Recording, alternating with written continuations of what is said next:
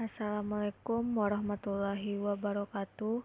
Kami dari kelompok 5 akan menampilkan hasil diskusi tentang krisis sumber daya alam dan energi yang dibimbing oleh dosen kami, yaitu Bapak Dr. Febrianto MPD, dengan anggota kelompok kami yang pertama Amalia Intansari dengan NIM 20231100, yang kedua Fani Yusvitasari dengan NIM 20231110, yang ketiga Vine Dwinasari dengan NIM 20231112, yang keempat Nadira Gita Cahyani dengan NIM 20231128, yang kelima Tarisha Febliandi dengan NIM 20231086. Krisis sumber daya alam dan energi. Krisis sumber daya alam. Kerusakan dan kelangkaan sumber daya alam yang terjadi saat ini hampir pasti karena ulah manusia itu sendiri, padahal alam merupakan sumber penting bagi kehidupan umat manusia. Fauzi 2004 menjelaskan bahwa pemanfaatan sumber daya alam seharusnya memberi kesempatan dan ruang bagi masyarakat dalam pemeliharaan lingkungan dan pembangunan yang berkelanjutan. Tetapi yang terjadi saat ini adalah sebaliknya. Pengelolaan sumber daya alam memberikan ruang yang luas pada masyarakat sehingga pemeliharaan dan pembangunan berkelanjutan tidak tercapai secara optimal. Permasalahan pada krisis sumber daya alam di beberapa negara telah menjadi suatu hal yang melekat pada skala aktivitas pengelolaan alam dan juga lingkungan hidup. Paradigma pada pembangunan yang dilaksanakan untuk mencapai tingkat optimal pertumbuhan ekonomi seringkali harus dicapai melalui sebuah pengorbanan terhadap lingkungan hidup. Joe Crowinoto 2007 memaparkan jika krisis tersebut telah mencapai batasan toleransi dan kemampuan adaptasi lingkungan dengan dampaknya yang tidak lagi lokal tetapi telah menyentuh antar daerah bahkan global. Faktor penyebab krisis sumber daya alam. Yang pertama, eksploitasi dan konsumsi yang berlebihan. Alam menyediakan makanan serta kebutuhan yang dikonsumsi manusia melalui sumber daya yang dimilikinya. Sudah selayaknya sumber daya alam ini digunakan dengan pengelolaan sebaik-baiknya. Sayangnya manusia tidak puas hanya dengan memenuhi kebutuhan. Manusia ingin juga memenuhi keinginan untuk meningkatkan kenyamanan hidup. Perkembangan teknologi yang mengkoordinasi keinginan manusia semakin tidak terkontrol menyebabkan perubahan gaya hidup. 2. Sumber daya tak terbarukan. Banyak sumber daya alam baik di permukaan tanah maupun di dalam tanah yang dimanfaatkan untuk kebutuhan manusia dan konstruksi. Sayangnya, sumber daya yang dipakai tersebut adalah sumber daya yang tidak terbarukan. Biasanya, sumber daya ini digunakan sebagai energi maupun bahan bangunan. 3. Proses pengolahan dan transportasi. Proses pengolahan bahan mentah menjadi bahan yang siap pakai akan menyebabkan kerusakan lingkungan. Selain menyusutkan sumber daya alam, proses pengambilannya juga akan membutuhkan energi yang besar. Setelahnya, pengolahan material akan membutuhkan transportasi dari tempat asal ke tempat tujuan, yang juga membutuhkan bahan bakar tidak sedikit. Ditambah lagi dengan transportasi dari tempat pengolahan menuju tempat konstruksi. Emisi gas buangan dalam proses tersebut akan menghasilkan gas CO2 sebanyak 80% dari jumlah total. Gas emisi ini terjadi saat kita membakar bahan bakar fosil, minyak, gas alam, batu bara, dan sebagainya. 4. Konstruksi sebagai penyumbang kerusakan lingkungan terbesar. Jika dilihat dari proses konstruksi dari hulu ke hilir, mulai dari kegiatan mendapatkan material, pengolahan bahan, dan proses konstruksi, hingga pemakaian bangunan, manusia terus-menerus mengambil sumber daya alam. Pada waktu yang sama, proses tersebut juga mengakibatkan pelepasan gas pembakaran dalam jumlah yang besar, belum lagi limbahnya yang mencemari lingkungan. Artinya, dalam membangun kita sudah sepantasnya memikirkan kembali bagaimana agar proses konstruksi tersebut dapat meminimalisir dampak terhadap lingkungan.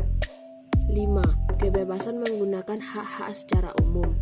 Yang menjadi sumber permasalahan adalah pemahaman makna bebas. Pada kebebasan diartikan sebagai hak untuk melakukan apa saja sesuka hati. Hal inilah yang bertanggung jawab atas eksploitasi yang berlebihan dan lingkungan yang merugikan banyak orang. Kebebasan bersama membawa kehancuran bagi semua. Contoh, eksploitasi lingkungan yang dilakukan beberapa perusahaan kelapa sawit di daerah Sumatera dan Kalimantan.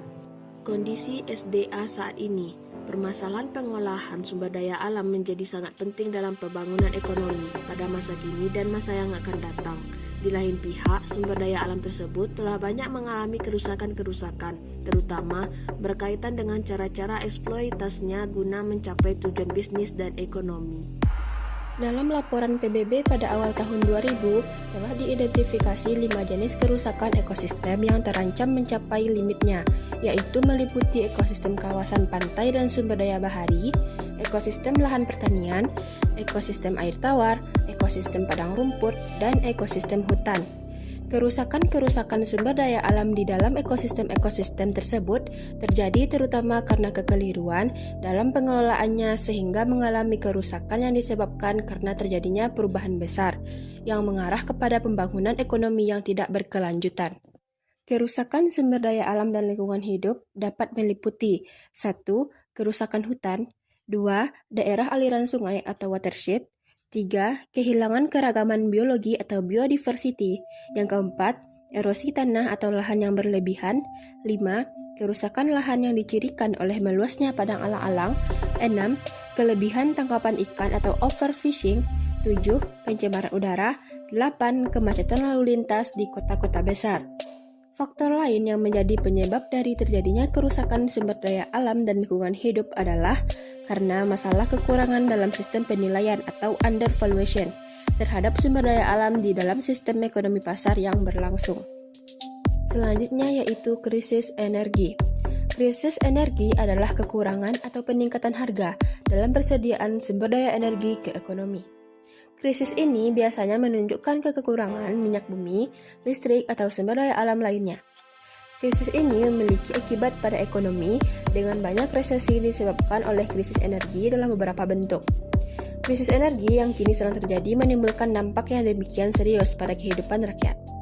Dampak tersebut antara lain semakin mahalnya harga BBM, minyak tanah, solar dan gas, dan terjadinya antrian karena masyarakat panik, dan akhirnya masyarakat semakin miskin karena daya beli yang semakin rendah. Karenanya diharapkan kepada pemerintah untuk segera mencari alternatif energi dan segera mensosialisasikannya kepada masyarakat luas, agar kita tidak lagi bergantung kepada satu jenis energi atau bahan bakar saja yaitu BBM. Energi di Indonesia.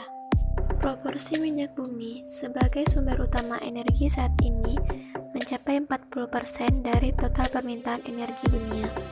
Namun, cadangannya terus berkurang. Pada tahun 2011, pertumbuhan permintaan minyak bumi dunia mencapai 1,7%.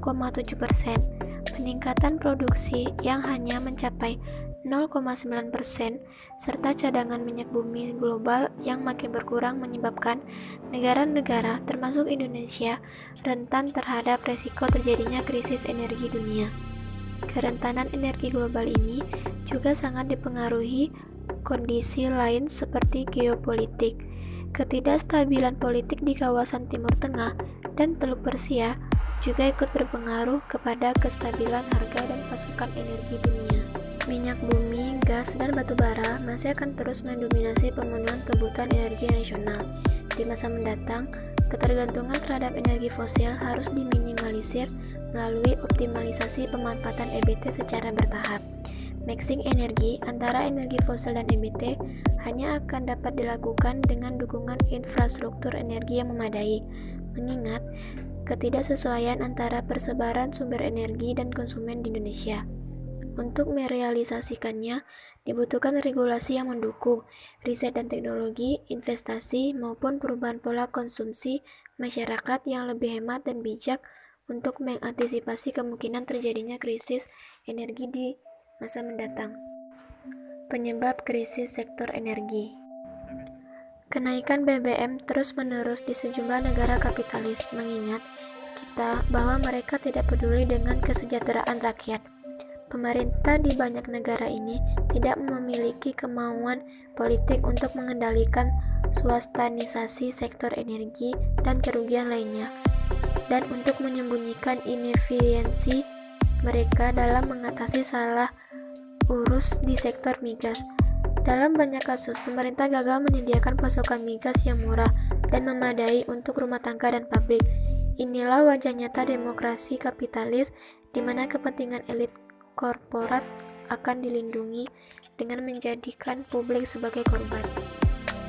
Masalah selanjutnya muncul karena kenaikan pajak yang besar di sejumlah negara merupakan efek keputusasaan dan bagian dari keprihatinan kita secara mendalam, baik untuk saat ini maupun masa depan. Peningkatan besar dalam perpajakan telah membebani industri dan pertanian, sementara masyarakat dibebani dengan pajak yang besar. Pemerintah memastikan bahwa perusahaan asing diberi konsesi dan pembebasan pajak yang besar di bawah bendera mendorong investasi luar negeri, meningkatkan dominasi asing ekonomi kita. Upaya penyihatan ekonomi negara-negara berkembang dari krisis tidak terletak pada privatisasi, investasi asing, atau pinjaman penjajah, karena hal tersebut penyakit itu sendiri. Satu-satunya penyembuhan adalah penerapan sistem ekonomi Islam yang sendirinya akan menghasilkan lebih dari cukup pendapatan untuk merevolusi ekonomi. Tidak seperti kapitalisme dan komunisme, Islam telah menyatakan bahwa energi bukanlah milik pribadi atau milik negara, melainkan milik publik bagi semua umat Islam. Oleh karena itu, untuk mengakhiri siklus krisis energi terus-menerus ini akibat buah pahit sistem kapitalisme, kaum muslim perlu menyadari bahwa sistem ekonomi Islam menawarkan alternatif praktis untuk krisis kita saat ini, dan kita semua harus bekerja sama untuk membangun sistem alternatif yang memakmurkan masyarakat seluruh dunia. Materi selanjutnya, cara mengatasi krisis energi. Yang pertama, terus meningkatkan produksi migas. Caranya dengan memperbanyak eksplorasi migas. Yang kedua, mengurangi pemakaian bahan bakar minyak, karena sebagian besar BBM dalam negeri berasal dari impor. Caranya dengan mulai mencampurkan 10% biodiesel ke dalam solar. Yang ketiga, mendorong secara pasif pengembangan energi baru dan terbarukan. Salah satunya adalah panas bumi, hidropower, dan tenaga surya. Yang keempat, gerakan hemat energi. Caranya, masyarakat Indonesia harus menggunakan energi secara hemat. Misalnya, mematikan listrik pendingin udara, televisi, keran air, lampu apabila tidak digunakan. Sekian presentasi dari kelompok kami. Assalamualaikum warahmatullahi wabarakatuh.